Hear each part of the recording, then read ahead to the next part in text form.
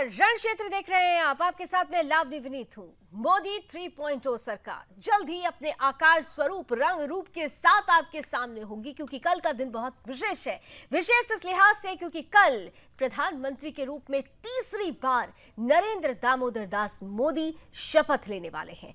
इस शपथ के साथ ही साथ कैबिनेट का आकार क्या होगा, वो कौन से चेहरे होंगे जो इस कैबिनेट को बड़ा स्वरूप देंगे, उनके ऊपर से भी सस्पेंस कल हटता हुआ नजर आएगा। लेकिन उससे पहले चर्चा सरगर्म हो चुकी है कि आखिर इस बार क्योंकि जनादेश मिला है गठबंधन की सरकार को, इसलिए जरूरी हो जाता है कि मोदी की सरकार का आकार क्या होगा ये समझ लिया जाए। चेहरों से पहले कुछ खास रणनीति होगी, चेहरों से पहले कुछ खास मापदंड होंगे, चेहरों से पहले कुछ खास आधार होंगे जो मोदी 3.0 सरकार की नई तस्वीर को प्रस्तुत करेगा, जो आने वाले 5 सालों के लिए दिशा और दशा निर्धारित करेगा। आज इसी पर करने वाले हैं हम खुलकर बात। जी हां, कोई बहस मुबाहिस नहीं होगी। आज किसी भी पॉलिटिकल पार्टी का कोई मेंबर नहीं होगा।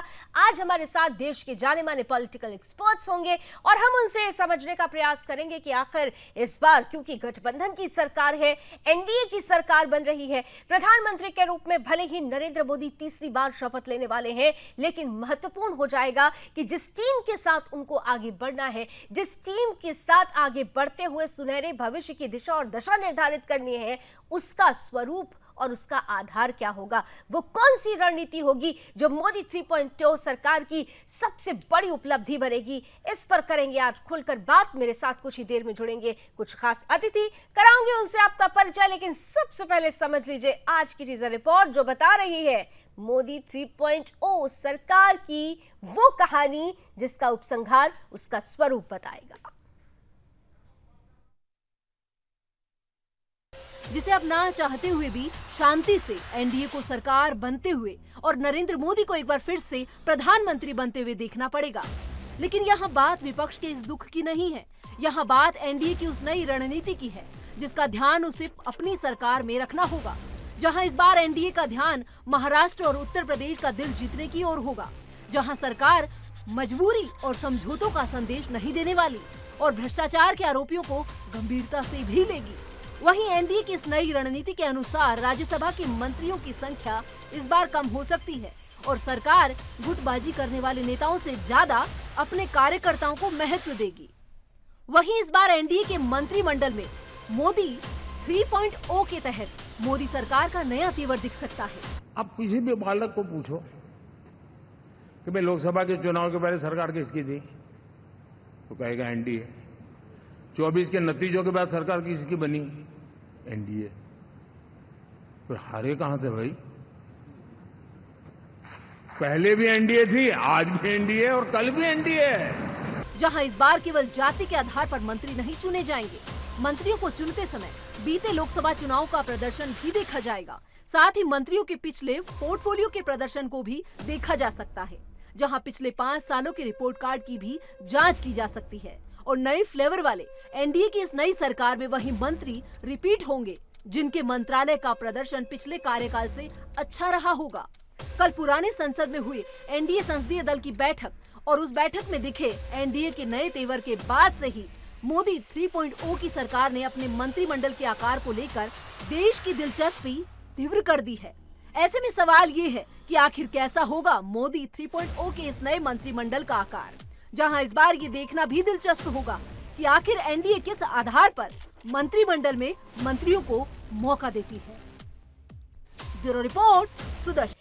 तो कल शपथ है, लेकिन आने वाला वक्त अग्निपथ होगा, क्योंकि गठबंधन की सरकार है और गठबंधन की सरकार को ही लेकर लगातार दावे किए जा रहे हैं एनडीए की तरफ से कि सरकार टिकाऊ और स्थायी है। लेकिन विपक्ष है जो अभी भी कह रहा है कि प्रधानमंत्री के रूप में भले ही नरेंद्र मोदी शपथ ले रहे हो, लेकिन ये सरकार टिकाऊ नहीं, इसमें स्थायित्व नहीं है। कैसे चल रहा है वार प्रतिवार, आइए जरा बयान तीर पर भी एक नजर डालते हैं। के शपथ ग्रहण समारोह के लिए सिर्फ अंतर्राष्ट्रीय नेताओं को निमंत्रण गया है, अभी तक हमारे नेताओं को निमंत्रण नहीं आया है। जब हमारे इंडिया जनबंधन के नेताओं को निमंत्रण आएगा, अगर वो आएगा, उस पर हम विचार करेंगे। ये एक भारत का इतिहास में कोई प्रधानमंत्री तीसरा बार प्रधानमंत्री का शपथ लेगा, ये एक ऐतिहासिक मोमेंट है। हमारा जनरेशन कभी ऐसा घटना नहीं देखा। हम लोग सुना था कि जवाहरलाल नेहरू तीसरा बार प्रधानमंत्री बने थे, लेकिन हमारा जनरेशन वो देखा नहीं था। तो ये बहुत बड़ा सौभाग्य है भारत का इतिहास में।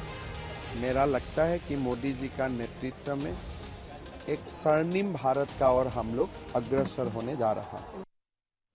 तो वार प्रतिवार जारी है, लेकिन इन सब के बीच तैयारी भी पूरी तरह से जोरों पर जारी है। इन सब के बीच एक बड़ी खबर आ रही है। खबर ये कह रही है, ब्रेकिंग न्यूज ये कह रहे हैं, एनडीए में मंत्री पद को लेकर बैठकों का दौर तेज हो चुका है।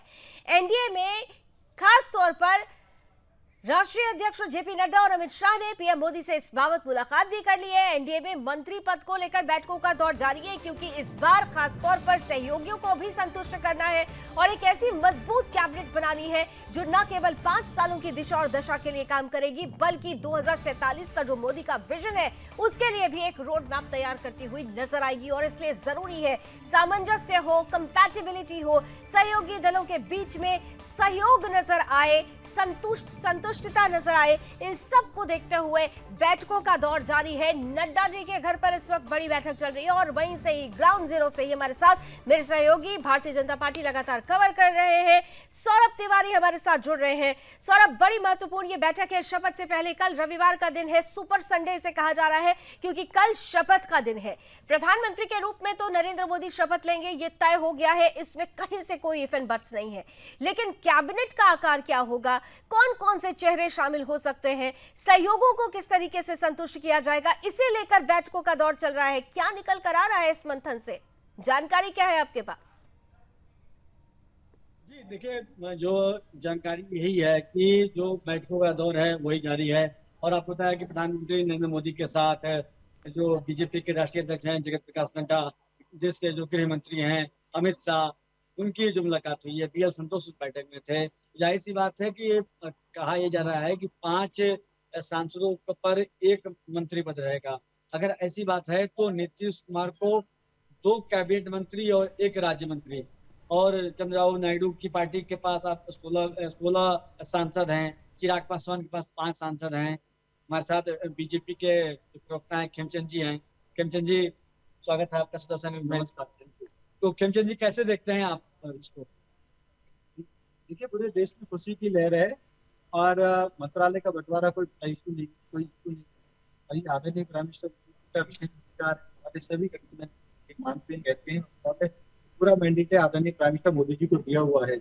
और आदरणीय प्राइम मिनिस्टर मोदी जी एक बहुत ही अच्छा जो कैबिनेट है वो देश को देने वाले हैं, और वो कैबिनेट हमारे भारत को विकसित राष्ट्र बनाएगा, हमारी जितनी भी एस्पायरेशन है उसको कंप्लीट करेगा।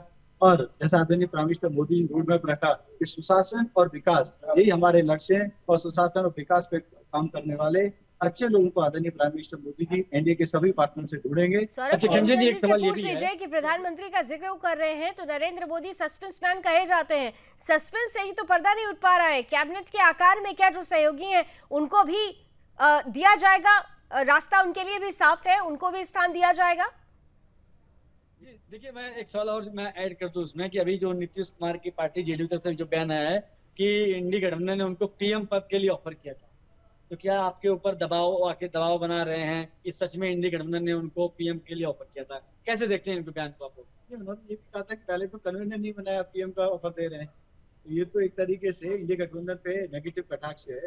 रही बात भारतीय जनता पार्टी और आदरणीय प्राइम मिनिस्टर मोदी जी की, तो मोदी जी को हमारे एनडीए के सभी पार्टनर्स थे, छोटे बड़े जितने भी पार्टनर्स ने, सबने पूरा समर्थन दिया है और बिना कंडीशन के समर्थन दिया है। और उन्होंने आदरणीय प्राइम मिनिस्टर मोदी जी ने पूरा विश्वास जाहिर किया। उन्होंने कहा है आप जिसको मंत्री बनाना चाहें, जैसे मंत्री बनाना चाहें, आपको जो व्यक्ति उचित लगता है उसको बनाए। और आदरणीय प्राइम मिनिस्टर मोदी जी जो बेस्ट परफॉर्मिंग बेस्ट आप कह सकते हैं, इसके जो लोग हैं उनको यूटिलाइज करेंगे और अक्रॉस द पार्टी यूटिलाइज करेंगे, सभी को मौका दिया जाएगा, सबका सम्मान रखा जाएगा।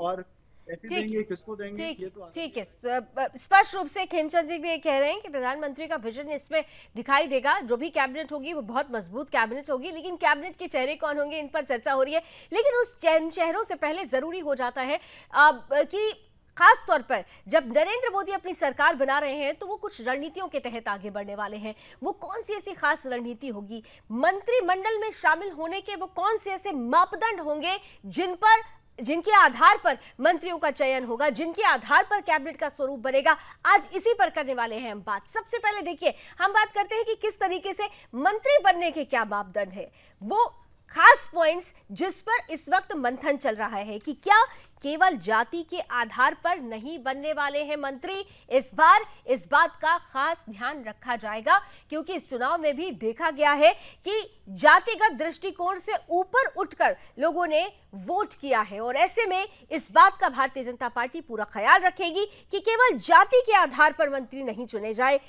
दूसरी जो सबसे महत्वपूर्ण बात होने वाली है, चुनावी प्रदर्शनों के आधार पर मंत्री चुने जाएंगे, खास तौर पर जिनका प्रदर्शन इस चुनावों के दौरान सबसे बेहतर रहा है, जो न केवल जीत की दहलीज तक पहुंचे बल्कि जीत के साथ साथ उन्होंने पूरा जो संगठनात्मक स्तर पर एक रोड मैप तैयार करना था, उस रोड मैप के आधार पर वो आगे बढ़े और उसके हिसाब से काम करते हुए परिणाम भी देश के सामने रखा। पिछले पोर्टफोलियो में कैसी थी परफॉर्मेंस, यानी इस बात का बेहद खास ध्यान रखा जाएगा कि वो चेहरे जिनको अगर रिपीट किया जा रहा है तो उनका पोर्टफोलियो पिछले 5 सालों में जो उनको मिला था, उनकी परफॉर्मेंस वहां पर कैसी रही है। इसके अलावा मंत्री बनने के खास मापदंड में पिछले 5 सालों में उस मंत्रालय का रिपोर्ट कार्ड कैसा रहा है, क्या कुछ खास किया गया, कितना काम हुआ है, लोगों को इसका कितना फायदा हुआ है, 5 सालों में ये रिपोर्ट कार्ड क्या कहता है, इसका भी ध्यान रखा जाएगा जब मंत्रिमंडल में मंत्रियों को शामिल करने के लिए चेहरों का चयन होगा। वही मंत्री रिपीट होंगे, वो मंत्री रिपीट होंगे जिनके मंत्रालय का प्रदर्शन पिछले कार्यकाल में सबसे ज्यादा अच्छा रहा। मुझे कहने की जरूरत नहीं है क्योंकि गिने चुने कुछ ऐसे मंत्रालय हैं जिनकी चर्चा हर बार होती रहती है, जिनमें से खास तौर से रोड ट्रांसपोर्ट का नाम आ जाता है। इसके अलावा विदेश मंत्रालय की तरफ से बहुत खास काम किया गया था। चर्चाएं इस बात पर सरगर्म हो चुकी है कि इन मंत्रालयों के चेहरे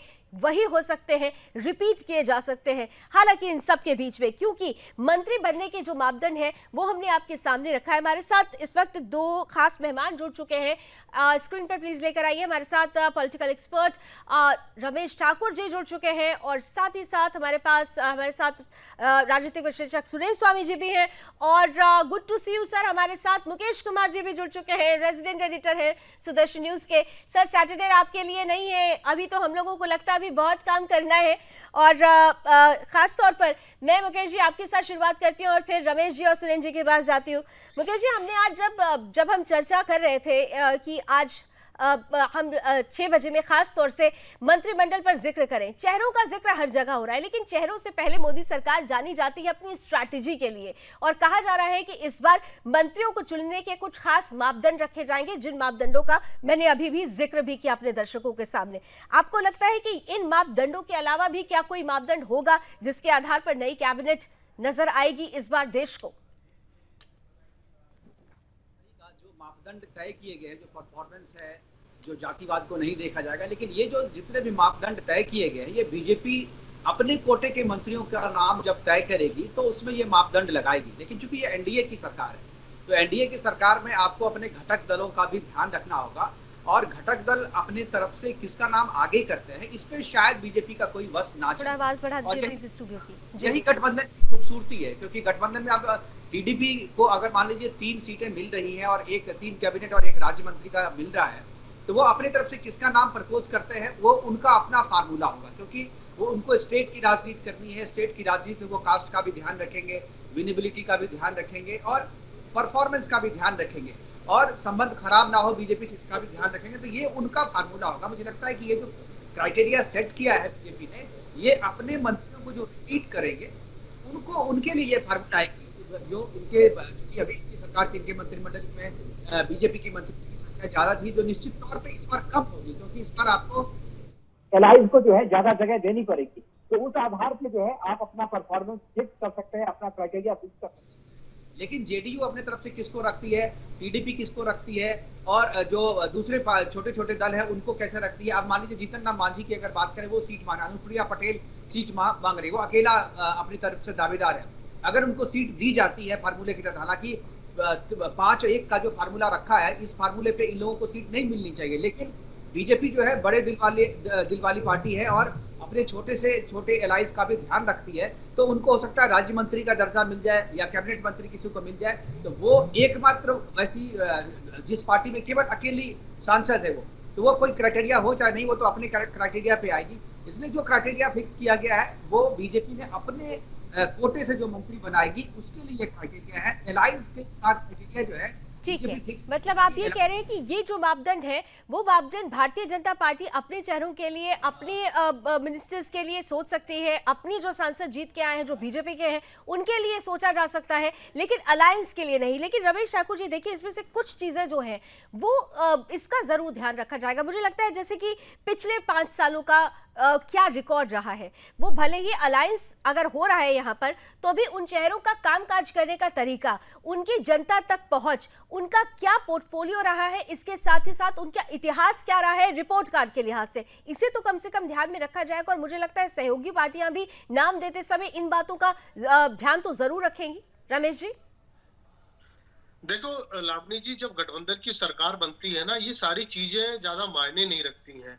वो कहते हैं ना कि जब गांव में शादियां होती हैं, जो रिश्ता जो बीच में करवाता है उसको मांझी कहते हैं, तो उनकी इज्जत बहुत होती है, बड़ा स्वागत उनका होता है। अब सिंगल फ्रेम में जब आपकी पार्टी आती है तो उसकी बात कुछ और होती है। अब गठबंधन की सरकार जो देश में रही है उसको भी हमने देखा है। एक सरकार जब बनती थी उनके साथ में 30-35 जो पार्टियां होती थी, तो किस तरह की चलती थी, कैसी खींचतानें होती थी, वो सारी हम लोगों ने देखा। लेकिन अब फिर गठबंधन की राजनीति आ गई है जी। और रमेश जी आपसे गुजरात में 3 बार के मुख्यमंत्री रहे, तब उन्होंने कुछ नहीं देखा। 2 बार का टर्म आपने केंद्र में बिताया, तब भी ऐसा कुछ नहीं है। अब परफॉर्मिंग वाली बात जहां तक, ये भारतीय जनता पार्टी अपने स्तर से अपने पार्टी के अंदर तो करेगी, लेकिन कुछ तस्वीरें जो कल से निकल के आ रही हैं, संजीव बालियान हार गए हैं। अब जैसे आपने कहा कि जाति और समुदाय मायने नहीं रखेंगे, लेकिन मैं ज्यादा इसमें इत्तेफाक नहीं लग रहा हूँ, क्योंकि संजीव बालियान को फिर हारने के बावजूद भी उनको मंत्री बनाने की कवायद कही जा रही है। और फिर महिलाओं में आ जाओ, फिर स्मृति ईरानी को हारने के बावजूद भी उनको मंत्री में उनको जगह, मंत्री पद में उनको जगह दी जा रही है। तो जाति समुदाय से निकलने की हर एक पार्टी कोशिश करती है, लेकिन निकलना बड़ा मुश्किल हो जाता है, क्योंकि छोटे छोटे जो दल होते हैं उनकी नींव जातियों पे रखी जाती है, उनकी समुदायों पे रखी जाती है। अब वो समुदाय वाले जो होते हैं वो कहते हैं कि भैया हमारा प्रतिनिधित्व कोई जाके पार्लियामेंट में करे, फिर मंत्री क्यों ना बने। तो ये सारी चीजों को देख के बड़ी चुनौती है, क्योंकि भारतीय जनता पार्टी में देखो जो 15, 16, 17 लोगों की जो लिस्ट कल हम लोग थे जब लोगों से जब बात कर रहे थे, तो 16-17 लोग ऐसे हैं जो रिपीट होंगे। उसमें बड़े नाम अमित शाह जी हो गए, राजनाथ सिंह, जो इसीलिए कहा कि रिपीट वो लोग हो रहे हैं जिनकी परफॉर्मेंस मैक्सिमम रही है और उनको ध्यान में रखते हुए नाम लिए जाएंगे। लेकिन यहाँ पर महत्वपूर्ण बात आप दोनों ने कही, मुकेश जी ने भी और आपने भी रमेश जी कही। सुरेंद्र जी अब आपके पास आ रही हूँ। देखिए, कुछ मापदंड जो हमने सामने रखे वो भारतीय जनता पार्टी के मापदंड हो सकते हैं, जैसा कि मुकेश जी और रमेश जी कह रहे हैं, लेकिन अलायंस को लेकर परिस्थिति अलग होगी। लेकिन अलायंस के भी वो चेहरे जो सामने रखे जाएंगे, कम से कम उनका परफॉर्मेंस तो देखा ही जाएगा, उनका तो रिपोर्ट कार्ड देखा ही जाएगा। नहीं, देखिए, जो बात आप कह रही हैं उसका भी ध्यान रखा जाएगा, और जो बातें मुकेश जी और ठाकुर जी ने कही हैं वो भी अपनी जगह सही है। मेरा अपना ये मानना है कि चंद्रबाबू नायडू और नरेंद्र मोदी जी दोनों एक ही पिच पर हैं। दोनों को भारत को विकसित भारत बनाना है, तीसरी हमको अपनी अर्थव्यवस्था बनाना है, और रफ्तार जो है तरक्की की उसको बढ़ाना है, अधिक से अधिक लोगों को इसमें ऊपर उठाना है। तो उसमें 2-3 क्राइटेरिया होते हैं। एक तो यह है कि भाई इन चीज़ों को पुश कर सके, रिफॉर्म माइंडेड व्यक्ति हो, मेहनत करने वाला व्यक्ति हो, नॉलेजेबल हो और इन काम को लेके चले। क्योंकि मोदी सरकार में सिर्फ मंत्री वो नहीं होते कि भाई सरकार में अफसर काम कर रहे हैं और मंत्री फाइलों पे दस्तखत कर रहे हैं। यहाँ मंत्री को अपना मंत्रालय लीड करना पड़ता है, उनको मेहनत करनी पड़ती है और उनको डायरेक्शन देनी पड़ती है। अब इसमें यह है कि कुछ मंत्रालय ऐसे होते हैं जिनमें इसकी इतनी ज़रूरत नहीं होती, जो स्किल्ड ओरिएंटेड, फ्यूचर ओरिएंटेड उस सेंस में नहीं होते हैं, तो वहाँ आप अकोमोडेशन करते हैं, जाति के हिसाब से करते हैं, परफॉर्मेंस पिछली उसके हिसाब से करते हैं, और रीजन वाइज डिस्ट्रीब्यूशन में करते हैं, वो एडजस्टमेंट होता है। लेकिन जो मेन पोर्टफोलियोज होंगे जो कि इस इकोनॉमी को पुश करने वाले हैं, जो कि रिफॉर्म को लाने वाले हैं, तो मैं समझता हूं कि उसमें उन्हीं लोगों को लिया जाएगा। अब लिया किसको जाएगा, तो वो तो मुकेश जी और सबने ठीक सभी जानते हैं कि भाई जो गठबंधन में जो पार्टनर हैं वो पार्टनर अपने नाम सजेस्ट करते हैं कि साहब हमारी तरफ से ये लोग मंत्री बनेंगे।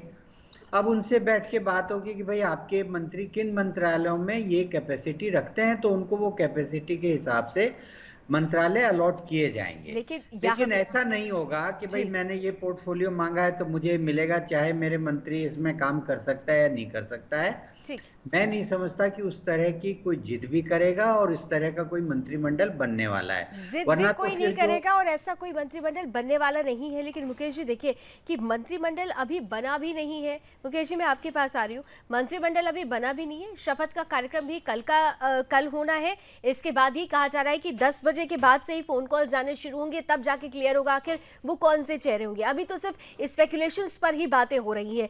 लेकिन यहाँ पर इतना जरूर है कि मंत्रिमंडल बहुत मजबूत बनाने का प्रयास होगा, क्योंकि इस बार 2 चुनौती हो गई। पहली चुनौती कि भारतीय जनता पार्टी ने जो लक्ष्य रखा था वो लक्ष्य उतना वो नहीं प्राप्त कर पाई नंबर्स के लिहाज से जो लक्ष्य रखा गया था। दूसरा, इस बार गठबंधन की सरकार है, सामंजस्य बैठाना बहुत बड़ी चुनौती होगी। ऐसे में बहुत सारी चीजें हैं जिसका ख्याल रखा जाएगा। मुकेश जी आप सही कह रही है, लेकिन ये जो सामंजस्य बिठाना कठिन होगा, मुझे नहीं लगता है कि सामंजस्य बिठाना बहुत ज्यादा कठिन होगा। 241 जो बीजेपी के पास है, मुझे लग रहा है ये नंबर काफी अच्छा नंबर है। और इस नंबर पे, इससे कम नंबर पे आप यूपीए की सरकार देखें, 206 उनके पास थे, लेकिन फिर भी 5 साल सरकार चली। 146 जो अल्पमत की सरकार जो नरसिम्हा राव की थी, 5 साल तक अल्पमत की सरकार बहुत ही अच्छे से चली। और बीजेपी को आदत है, बीजेपी ने एनडीए लोगों को, देश को सिखाया है कि गठबंधन की सरकार कैसे चलती है। वाजपेयी ने बहुत अच्छे से देश को सिखाया। ये बात अलग है कि मोदी जी को ये पहला एक्सपीरियंस होगा गठबंधन की सरकार चलाना। हालांकि 14 और 19 में भी गठबंधन की सरकार थी, लेकिन बीजेपी अपने बूते मजबूत थी, इसलिए सरकार जो है जो फैसले करती थी वो लोग मान लेते थे। नहीं मुकेश जी, सरकार चलाने की बात तो बाद में आएगी, पहले सरकार का जो गठन हो रहा है उसी की तस्वीर। इसलिए मैंने ये प्रश्न पूछा क्योंकि आपने भी देखा होगा कि सुबह से ही केसी त्यागी जी का एक बयान है वो चारों तरफ घूम रहा है कि नीतीश कुमार जी को प्रधानमंत्री तक का ऑफर था, लेकिन हमने उस ऑफर को ठुकरा दिया इंडी गठबंधन की तरफ से। तो प्रेशर पॉलिटिक्स तो इसीलिए की जाती है क्योंकि कुछ चाहत होती है, तो इस मंत्रिमंडल में भी तो उनकी कुछ चाहत होगी। बिल्कुल, मुझे लगता है कि नीतीश कुमार या टीडीपी को दबाव बना करके मांगने की जरूरत नहीं है। मोदी जी से बहुत अच्छे रिलेशन है दोनों नेताओं के, वो आपस में बात करके वो करेंगे। और जैसा कि नीतीश जी ने कहा है कि बिहार के लिए स्पेशल स्टेटस की बात हो रही है, स्पेशल पैकेज की बात हो रही है, जिसपे मुझे लगता है कि रजामंदी हो गई है, ऐलान करना बाकी है और ये लोग साथ रहेंगे। एक चीज जो और आपने कही, जो क्राइटेरिया फिक्स किया, मुझे लगता है कि एक क्राइटेरिया और भी यहाँ पे होगा जिसका ध्यान रखा जाएगा। आने वाले समय में 4 राज्यों में चुनाव है। आप 4 राज्यों में जो चुनाव है वहां से आपको मंत्री बनाने होंगे।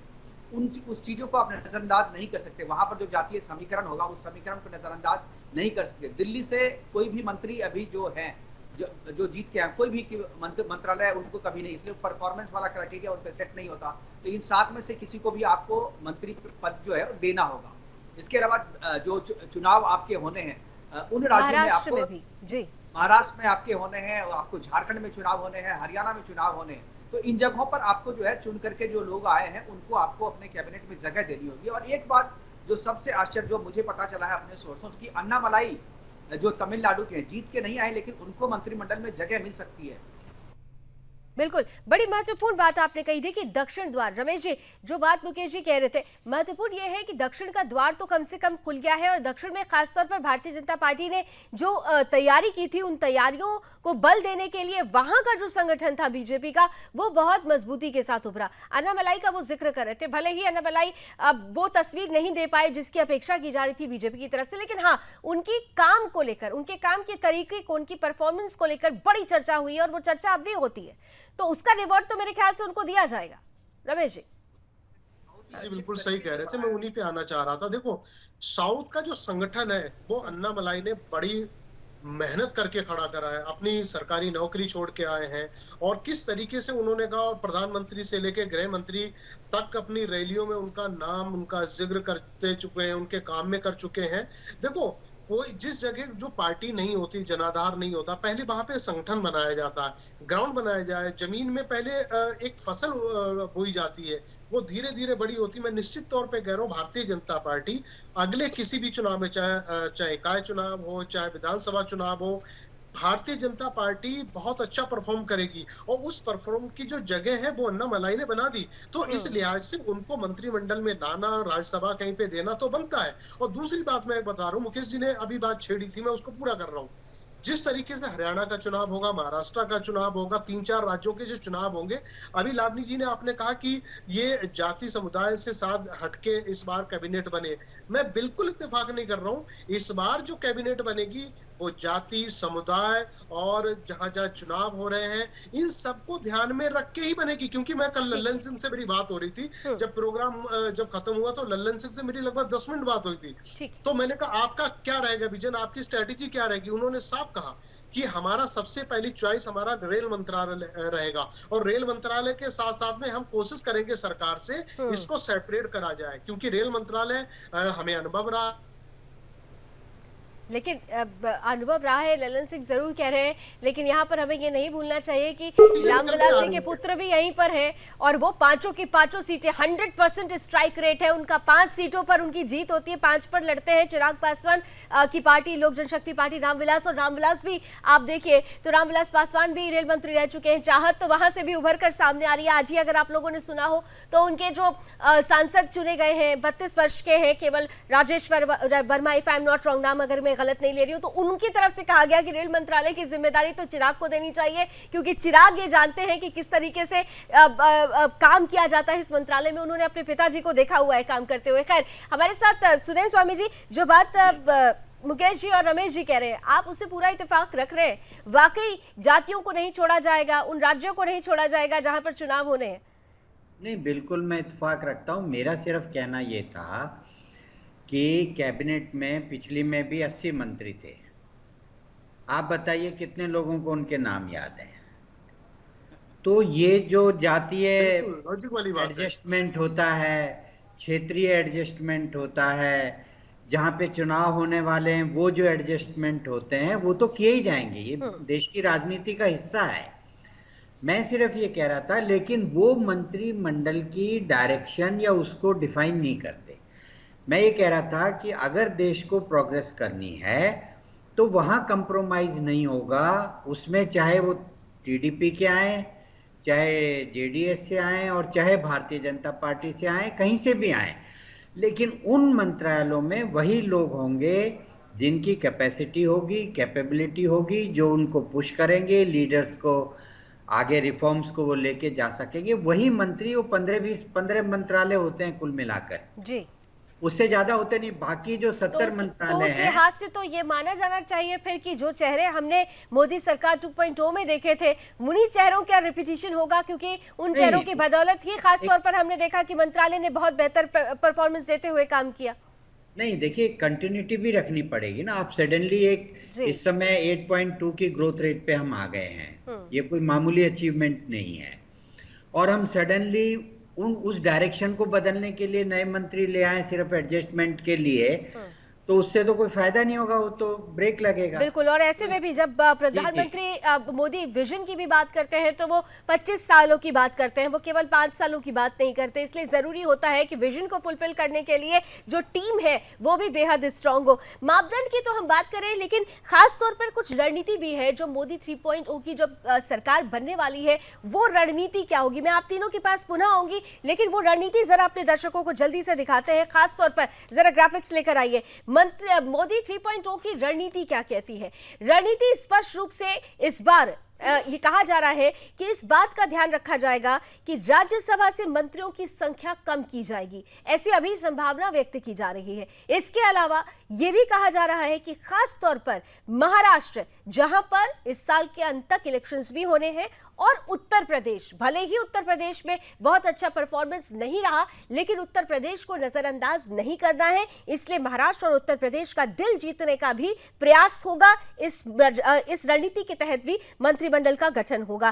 कार्यकर्ताओं को महत्व देने का संदेश दिया जाएगा, क्योंकि कई बार ये देखा गया कार्यकर्ता ये कहते हुए नजर आए कि हमको नजरअंदाज किया गया, इसलिए सबसे महत्वपूर्ण रहेगा जो नीचे का आधार होता है कार्यकर्ता, उन्हें महत्व देने का संदेश दिया जाए। राज्यसभा के इसके अलावा गुटबाजी करने वालों की अब खैर नहीं होगी, यह बड़ा महत्वपूर्ण होगा, क्योंकि मोदी सरकार जिस तरीके के विजन को लेकर आगे बढ़ रही है उसमें जरूरी है कि गुटबाजी को पूरी तरह से खत्म किया जाए। सरकार मजबूरी और समझौते का संदेश नहीं देगी, यानी जो अलायंस भले हुआ है, लेकिन जैसे कि हमारे तीनों एक्सपर्ट्स भी कह रहे हैं कि यहां पर इस तरीके का मंत्रिमंडल होगा, ऐसी सरकार होगी जो आने वाले प्रोग्रेसिव भारत की तस्वीर को मजबूत करे। इसलिए जरूरी है कि मजबूरी और समझौतों को दूर रखा जाए, ऐसा संदेश नहीं दिया जाएगा। भ्रष्टाचार के आरोपियों को गंभीरता से लिया जाएगा, ये रणनीति खास तौर पर मुकेश जी, इसमें कुछ और ऐड करना चाहेंगे आप? मुझे लगता है कि ये वो रणनीति है जो खास तौर पर मोदी 2.0 में जरूर देखी गई थी।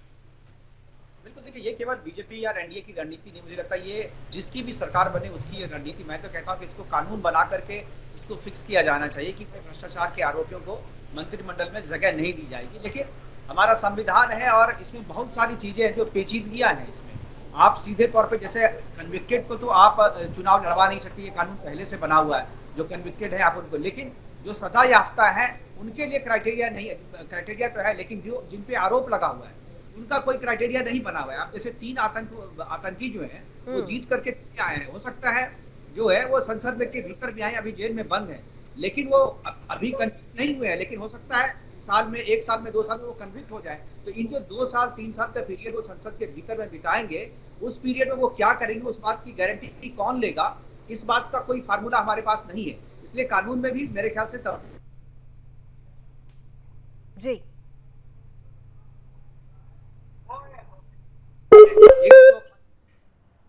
पाकिस्तान का खुलेआम समर्थन देता है, बारामूला से जीत करके आया है और जेल में बंद है, वहां से भी चुनाव जीत के है वो। तो ये जो 3 आतंकी जीत के आए हैं, इस तरीके के भ्रष्टाचारियों और इस तरीके के आरोपियों को तो नहीं मिलना चाहिए। लेकिन बहुत जगह ऐसा होता है लावनी राजनीति में पॉलिटिकल मामले दर्ज किए जाते हैं, तो उनको किस तरीके से अलग किया जाएगा, कैसे इसकी पहचान हो कि ये मामला पॉलिटिकल है, ये मामला रियल है? क्योंकि अब देखिए अरविंद केजरीवाल जो है उस पर आप जो आरोप लगा हुआ है, आप बिल्कुल प्रूवन है, सारे सबूत है, लेकिन अरविंद केजरीवाल कहते हैं कि ये पॉलिटिकल आरोप है। तो कौन सही है कौन गलत है? और अभी चुनाव वो लड़ सकते हैं, स्क्रूटनी करना जरूरी है, बिल्कुल स्क्रूटनी करना बेहद जरूरी हो जाएगा। रमेश ठाकुर जी, रणनीति ये कहती है कि खास तौर पर ना भ्रष्टाचारियों को भी साइडलाइन किया जाए, और जैसा कि आतंकियों की बात हो रही है, जिनके ऊपर दाग लगा है उन्हें भी अलग किया जाए, खास तौर पर कार्यकर्ताओं को महत्व दिया जाए। ये सारी बातें इस बार सरकार गठन के समय ध्यान में रखी जाएगी, क्योंकि बहुत सारे ऐसे चेहरे भी थे। मैं बार बार कार्यकर्ताओं का जिक्र हमने यहाँ पर इसलिए किया क्योंकि आप लोग देखिए आप की बहुत सारी ऐसी शिकायतें भारतीय जनता पार्टी के अंदर खाने भी उठी कि कार्यकर्ताओं को नजरअंदाज किया जा रहा है। मोदी जबकि लगातार ये कहते रहे कि कार्यकर्ता हमारी नींव है, उस नींव को हम जितना मजबूत करेंगे मंजिल और इमारत उतनी ही ज्यादा मजबूत होगी, लेकिन यहाँ कार्यकर्ताओं की नाराजगी थी। देखिए लावनी जी, एडीआर का जो आंकड़ा कहता है, जो ताजा आया हुआ है, जब डॉक्टर मनमोहन सिंह साहब की जब सरकार थी दोनों टर्म की, तो उसमें से 80% जिनके ऊपर करप्शन के आरोप लगे थे या जो भी आरोप लगे थे, वो तकरीबन इस समय भारतीय जनता पार्टी में है, सरकार में है, और सांसद महोदय वगैरह सब कुछ बन चुके हैं। तो उनको हटाना बड़ा मुश्किल पड़ेगा। अब आ जाती महाराष्ट्र की बात है, महाराष्ट्र में ऐसे लोग आए हैं जितने भी भाजपा में हैं वो सारे के सारे दागी हैं, सारे के सारे के ऊपर आरोप लगे। तो मुझे लग रहा है इस समस्या से निकलना मोदी साहब के लिए बड़ा टेढ़ी खीर होगी, और एक विशेष तौर पे अब जब गठबंधन की सरकार आ गई है, इसमें रणनीति बनाना और इसमें सब लोगों को आगे लेके चलना, तो मुझे लग रहा है चुनौतियां होगी। हालांकि सरकार कि 25 दिन के बाद, चलने के 25 दिन के बाद ही सब चीजें सामने आ जाएंगी कि मोदी साहब का जो बनाया हुआ जो विजन है, जो ब्लूप्रिंट जो बना रखा, हालांकि कल पहली स्पीच में नीतीश कुमार ने कह दिया है कि हम आपके साथ में खड़े हुए हैं, आपको जो छूटे हुए काम है वो सारे के सारे हम करेंगे। जब ये बयान आता है तो उसके बाद में क्लियर हो जाता है कि जो 5 बड़े बड़े विभाग हैं, चाहे गृह हो जाए, चाहे वित्त हो जाए, चाहे कृषि हो जाए, कानून हो जाए और आईबी हो जाए, ये विभाग मुझे लग रहा है जो केंद्र सरकार मोदी जी अपने पास रखेंगे, अपने मंत्रियों को देंगे, वो शायद गठबंधन के लोगों को ना दें। अब कानून में कोई बदलाव करना है तो कानून आपके पास होना चाहिए। अब जब कोई होम मिनिस्ट्री से लेके कोई भी कानून या फिर लॉ एंड ऑर्डर को लेके कोई भी आपको रिफॉर्म करना है तो गृह मंत्रालय आपको चाहिए। तो इस तरह के मंत्रालय जो जहां तक मुझे लग रहा है वो गठबंधन वाले लोगों को नहीं देंगे। भाई कोई बड़ा फैसला अगर आपको करना है तो फिर आप नीतीश से थोड़ी राय लोगे, आप चंद्रबाबू से। बड़े फैसलों के लिए, कठिन फैसलों के लिए जरूरी है कि उन मंत्रालयों के चेहरों को रिपीट किया जाए और साथ ही साथ उन मंत्रालयों को भारतीय जनता पार्टी कोशिश करेगी कि अपने पास रखे। लेकिन यहाँ पर एक और संदेश, जैसा कि मैंने जिक्र भी किया था, स्वामी जी आपके पास आ रही हूँ, कि सरकार मजबूरी या किसी समझौते के आगे वो झुकती हुई नजर नहीं आएगी, उसके आगे किसी तरीके का रोड़ा नहीं होगा मजबूरी और समझौते का। ये संदेश भी दिया जाएगा सरकार की तरफ से। नहीं, देखिए, मैंने जैसे अब दोनों साथी लोग कह रहे हैं कि किसी भी गठबंधन की सरकार में आप समझौतों से बच नहीं सकते और जनता भी इस बात को समझती है। मेरा सिर्फ इतना कहना है कि कुछ कट ऑफ ऐसे होंगे मंत्रालयों के जहां समझौते नहीं होंगे, वो चाहे भारतीय जनता पार्टी के उसमें लोग हों चाहे दूसरी पार्टी के हों, वो वही होंगे जो योग्य हैं, काबिल हैं और डिलीवर कर सकते हैं। ठीक।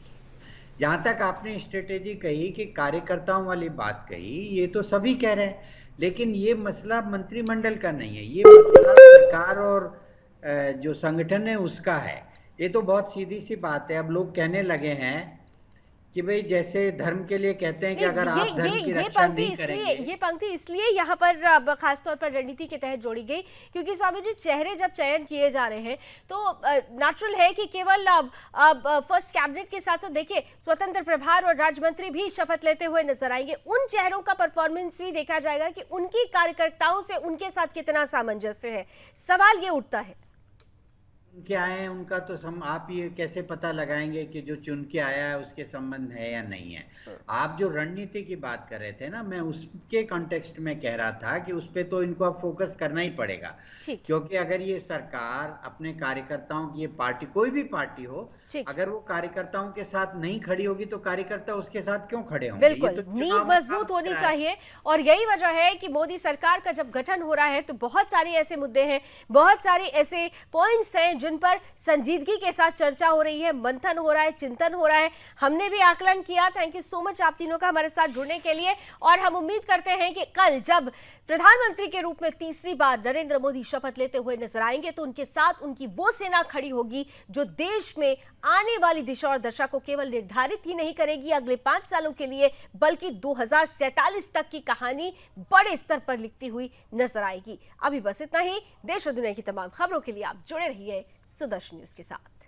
जय हिंद। आप किसी भी बालक को पूछो कि भाई लोकसभा के चुनाव के पहले सरकार किसकी थी तो कहेगा एनडीए।